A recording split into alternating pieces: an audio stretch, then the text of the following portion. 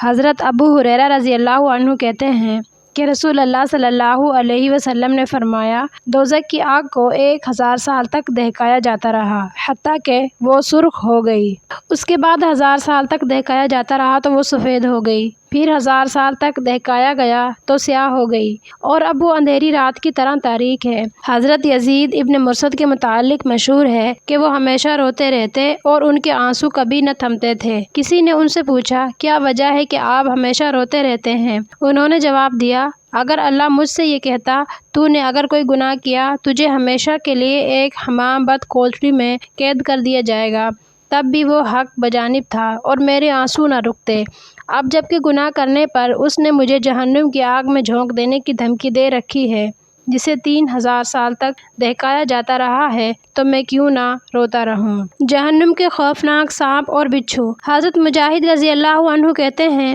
جہنم کے اندر اتنے بڑے بڑے سانپ ہوں گے جیسے اونٹ کی گردن ہوتی ہے، اور بچھو اتنے بڑے بڑے ہوں گے جتنا بڑا سیاہ خچر ہوتا ہے۔ جہنمی لوگ جب جہنم سے بھاگنے کی کوشش کریں گے، یہ سانپ اور بچھو انہیں پکڑ لیں گے اور سر سے پاؤں تک ان کی کھال اتار ڈالیں گے۔ حضرت عبداللہ ابن جبیر رضی اللہ عنہما روایت کرتے ہیں کہ رسول اللہ صلی اللہ علیہ وسلم نے فرمایا، جہنم کے اندر اونٹ کی طرح لمبی لمبی گردنوں والے بچھو ہوں گے، وہ جسے ایک دفعہ ڈس لیں گے اسے 40 سال تک اس زہر کی تکلیف محسوس ہوتی رہے گی۔ حضرت عبداللہ ابن مسعود رضی اللہ عنہما کہتے ہیں، دنیا کی آگ کی گرمی جہنم کی آگ سے 70 درجے کم ہے۔ جہنم کی آگ کی ایک چنگاری کو 2 مرتبہ سمندر کے پانی میں بجھا کر بھی تم اسے اپنے استعمال میں نہیں لا سکتے، یعنی وہ پھر بھی اتنی گرم ہوگی کہ انسان اسے برداشت نہیں کر سکتا۔ حضرت مجاہد رضی اللہ عنہ کہتے ہیں، تمہاری دنیا کی آگ جہنم کی آگ سے پناہ مانگتی ہے۔ دوزخ کا سب سے کم درجے کا عذاب کیا ہے؟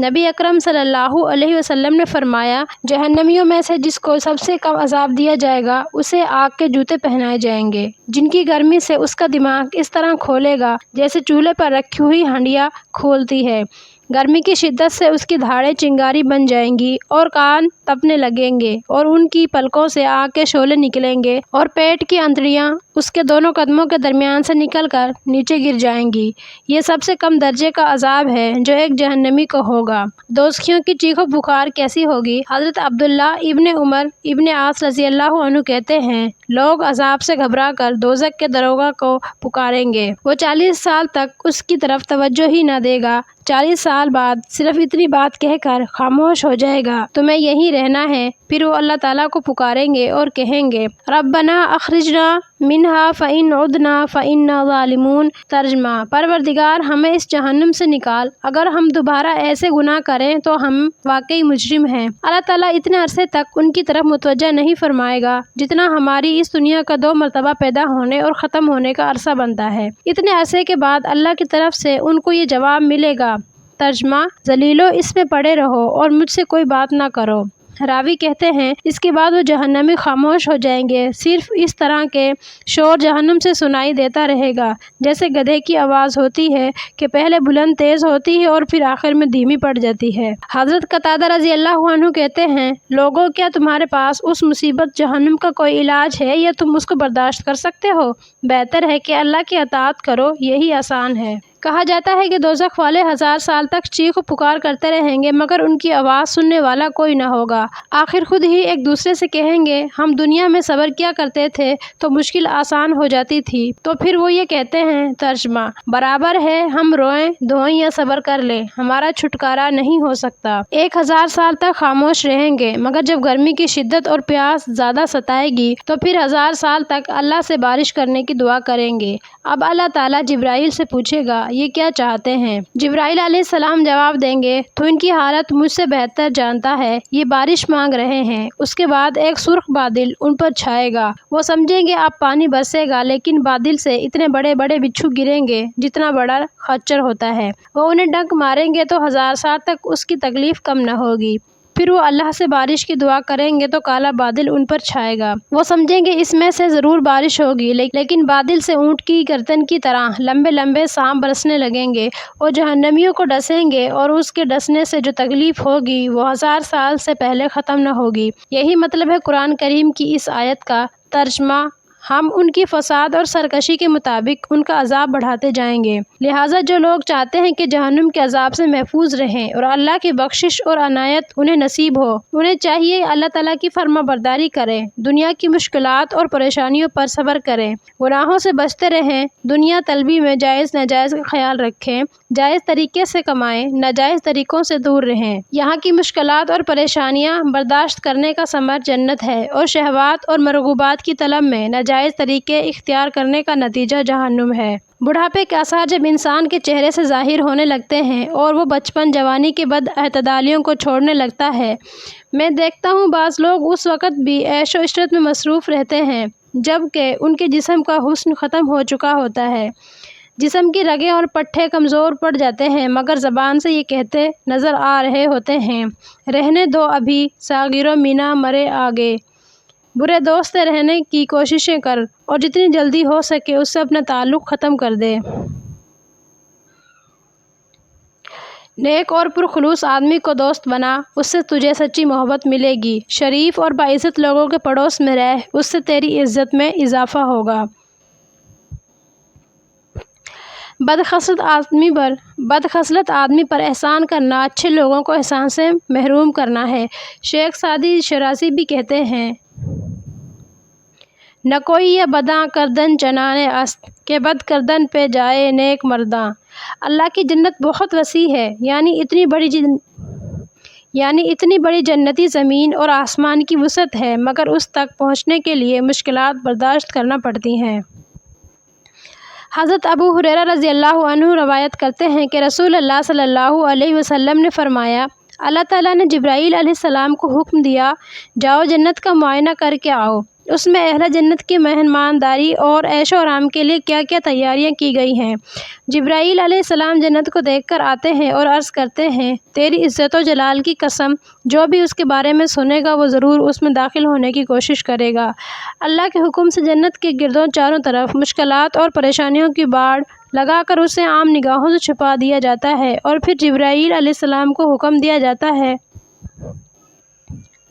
جاؤ دوبارہ دیکھ کر آؤ۔ جبرائیل علیہ السلام دوبارہ جاتے ہیں اور دیکھتے ہیں کہ جنت کے چاروں طرف مشکلات اور مصیبتوں کے پہاڑ کھڑے ہوئے ہیں۔ واپس آ کر عرض کرتے ہیں، میرا خیال ہے اب کوئی مشکل پسند ہی اس کی طرف آنے کی کوشش کرے گا۔ اس کے بعد حضرت جبرائیل علیہ السلام کو حکم دیا جاتا ہے، جاؤ جہنم کو دیکھ کر آؤ، اس میں جہنمیوں کی سزا کے واسطے کیا کچھ سامان رکھا گیا ہے۔ جبرائیل واپس آ کر عرض کرتے ہیں، تیری عزت و شان کی قسم، جو شخص بھی اس کے بارے میں سنے گا وہ کبھی اس کی طرف جانے کا خیال بھی دل میں نہ لائے گا۔ اس کے بعد اللہ کے حکم سے دوزخ کے دائیں بائیں اور آگے پیچھے ایسی چیزیں پھیلا دی جاتی ہیں جس کی طرف ہر آدمی للچائی نظروں سے دیکھتا ہے، اور ایک خدا شناس انسان ہر چیز سے بے پرواہ ہو کر ان کی طرف بڑھتا اور ان سے لطف اندوز ہونے کی کوشش کرتا ہے۔ ان تمام انتظامات کے بعد جبرائیل کو حکم ہوتا ہے، جاؤ اب دوبارہ جہنم کو دیکھ کر آؤ۔ جبرائیل علیہ السلام دوبارہ گئے اور دوزخ کے چاروں طرف عیش و عشرت کا یہ سامان دیکھا تو واپس آ کر عرض کیا، اے اللہ، تیری عزت اور جلال کی قسم، اب تو ہر شخص اس میں گھسنے کی کوشش کرے گا۔ نبی کریم صلی اللہ علیہ وسلم کا ارشاد گرامی ہے، جہنم کی جس سزا کے متعلق بھی تم سوچو گے دوسری اس سے بڑھ کر ہوگی۔ حضرت میمون ابن مہران روایت کرتے ہیں، جب یہ آیت نازل ہوئی جس کا ترجمہ ہے، اور جہنم ان سب کی قرارگاہ اور وعدے کے مطابق ملنے کی جگہ ہے، نازل ہوئی تو سلمان فارسی وقتی طور پر اپنے ہوش و حواس پر قابو نہ رکھ سکے اور سر پر ہاتھ رکھ کر جنگل کی طرف نکل گئے۔ 3 دن کی کوششوں کے بعد مشکل سے انہیں واپس لایا جا سکا۔ دوستو جہنم کے درجات کیا ہیں؟ حضرت انس رضی اللہ عنہ بیان کرتے ہیں کہ ایک مرتبہ حضرت جبرائیل علیہ السلام اپنے معمول کے خلاف ایسے وقت حضور صلی اللہ علیہ وسلم کے پاس گئے جو ان کے آنے کا وقت نہ تھا اور ان کے چہرے سے پریشانی جھلک رہی تھی۔ آپ صلی اللہ علیہ وسلم نے ان کی یہ حالت دیکھ کر اس طرح بے وقت آنے کی وجہ دریافت فرمائی۔ انہوں نے جواب میں بتایا، میں اس وقت اس لیے حاضر ہوا ہوں کہ آپ کو مطلع کر دوں، اللہ تعالیٰ نے جہنم کی آگ کو دہکانے کا حکم صادر فرمایا ہے، اور ہر شخص کو معلوم ہونا چاہیے کہ جہنم اور جہنم کی آگ ایک حقیقت ہے، اور قبر کا عذاب بھی حقیقت ہے، اور اللہ کا عذاب بہت بڑا عذاب ہے، کوئی اس سے غافل بے پرواہ نہ رہے۔ نبی کریم صلی اللہ علیہ وسلم نے جبرائیل علیہ السلام سے فرمایا، جہنم کے بارے میں کچھ تفصیل تو بتاؤ، وہ کس طرح کی ہے؟ جبرائیل علیہ السلام نے عرض کیا، ہاں سنیے، اللہ نے جب جہنم کو پیدا کیا، اس کی آگ کو 1000 سال تک دہکایا جاتا رہا، یہاں تک کہ اس کا رنگ سرخ ہو گیا، اس کے بعد پھر 1000 سال تک دہکایا گیا تو اس کا رنگ سفید ہو گیا، پھر تیسری مرتبہ 1000 سال تک دہکایا گیا تو اس کا رنگ سیاہ ہو گیا، اب اس کا وہی سیاہ رنگ ہے، اس کے شعلے کبھی دھیمے نہیں پڑتے، نہ اس کے انگارے بجھتے ہیں، اس خدا واحد کی قسم جس نے آپ کو حق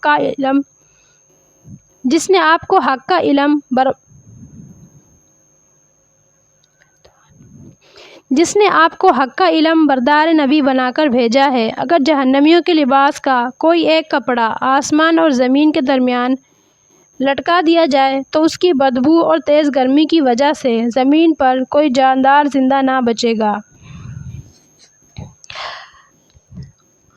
اور قسم ہے اس خدا واحد کی جس نے آپ کو سچا نبی بنا کر بھیجا ہے، اگر جہنم اس زنجیر کا جس کا ذکر اللہ نے اپنی کتاب قرآن میں کیا ہے 1 فٹ کا ٹکڑا پہاڑ پر رکھ دیا جائے تو پہاڑ اس کی گرمی سے پگھل جائے گا، اور زنجیر کا وہ ٹکڑا پہاڑ اور پھر زمین کو پھاڑتا ہوا 7ویں زمین تک پہنچ جائے گا، اور قسم اس خدا وحدہ لا شریک کی جس نے آپ کو نبی برحق بنا کر بھیجا ہے، اگر کسی جہنمی کو مغرب میں عذاب دیا جائے تو اس کی تپش سے مشرق والے مر جائیں گے، اس میں سخت گرمی ہے، اس کے گڑھے بہت گہرے ہیں، اس میں رہنے والوں کا زیور لوہے کی بیڑیاں، پینے کے لیے گرم کھولتا ہوا پانی اور انسانی جسم سے بہنے والا خون اور پیپ سے ملا ہوا مواد ہے، اور وہاں کے لوگوں کا لباس آگ کے ٹکڑے ہیں، جیسا کہ قرآن کریم میں بتایا گیا ہے، اس کے 7 دروازے ہیں۔